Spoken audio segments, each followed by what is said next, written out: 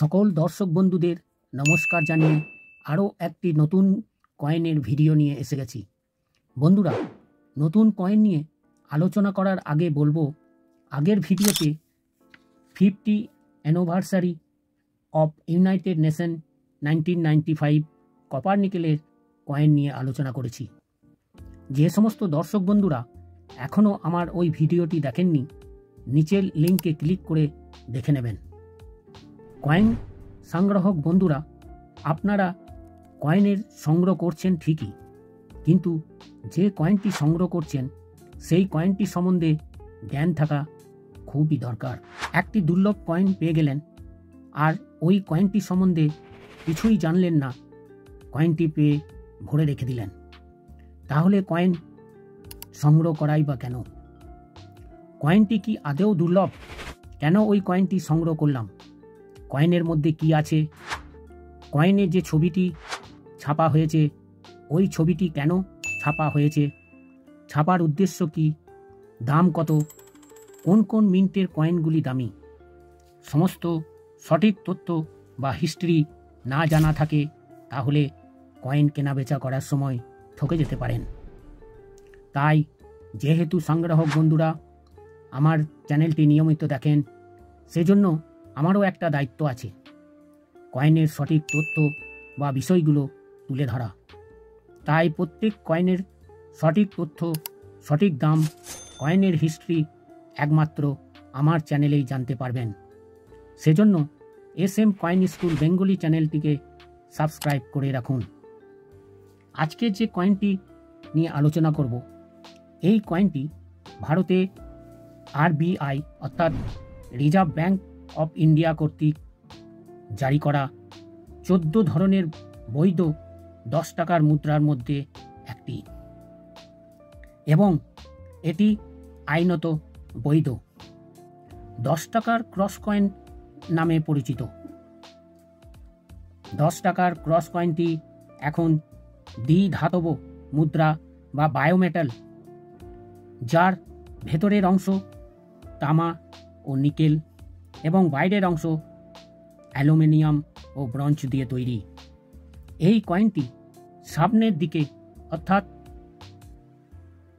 Over সাইডে মুদ্রাটিকে 3টি ভাগে ভাগ করা হয়েছে। ওপরের ভাগে হিন্দি ও ইংরাজিতে ভারত ও ইন্ডিয়া।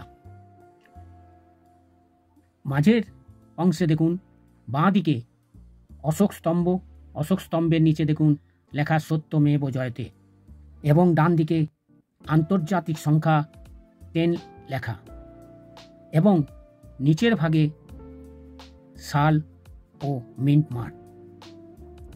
পেছনের দিকে 4 জোড়া বাহু একটি সাধারণ কেন্দ্রে মিলিত হয়েছে।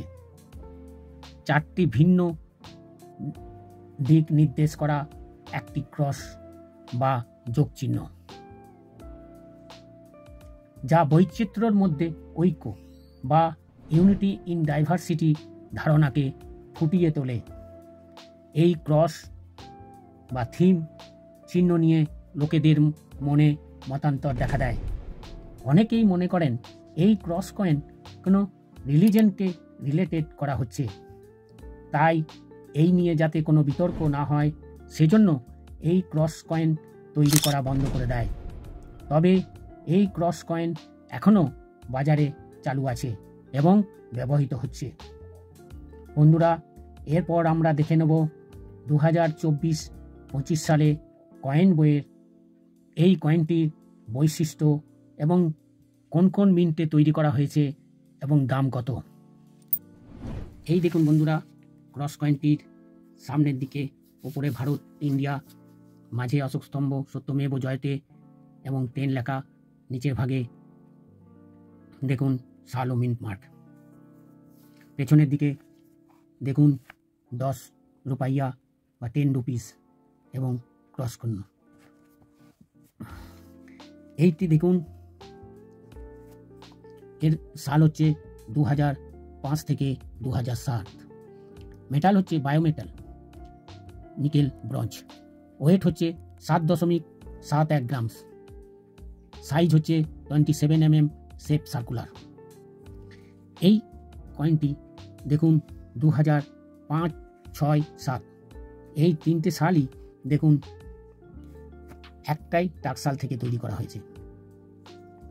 2005 সালের কয়েনটি দেখুন ভেরিফাইনে 750 টাকা, এক্সট্রা ফাইনে 1200 টাকা, ইউএনসি কন্ডিশনে 2500 টাকা।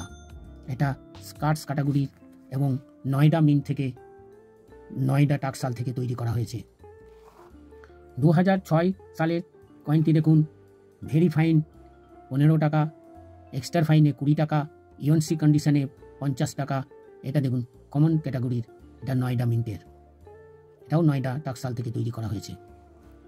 2007 সালের কয়েনটি দেখুন ভেরিফাইনে 15 টাকা, এক্সট্রা ফাইনে 50 টাকা এবং ইউএনসি কন্ডিশনে দেখুন 150 টাকা। এটাও স্কার্টস ক্যাটাগরি, এটাও নয়ডা টাকশাল থেকে তৈরি করা হয়েছে। বন্ধুরা, আমার কাছে যে কয়েনটি দেখছেন এই কয়েনটি কিন্তু 2006 সালের এবং নয়ডা মিন্টের। দুটো কয়েনই আমার কাছে দেখছেন 2006 সালের নয়ডা মিন্টের। 2005 এবং 2007 সালের কয়েন এখনও আমার সংগ্রহে নেই। বন্ধুরা, যদি আপনাদের কাছে 2005 ও 7 সালের কয়েনটি থাকে তাহলে কমেন্টে জানাবেন। আজ এইটুকুই, দেখা হবে পরের নতুন ভিডিওতে। আর অবশ্যই ভিডিওটি সাবস্ক্রাইব, লাইক, কমেন্ট করুন ও বন্ধুদের মধ্যে শেয়ার করে দিন। নমস্কার।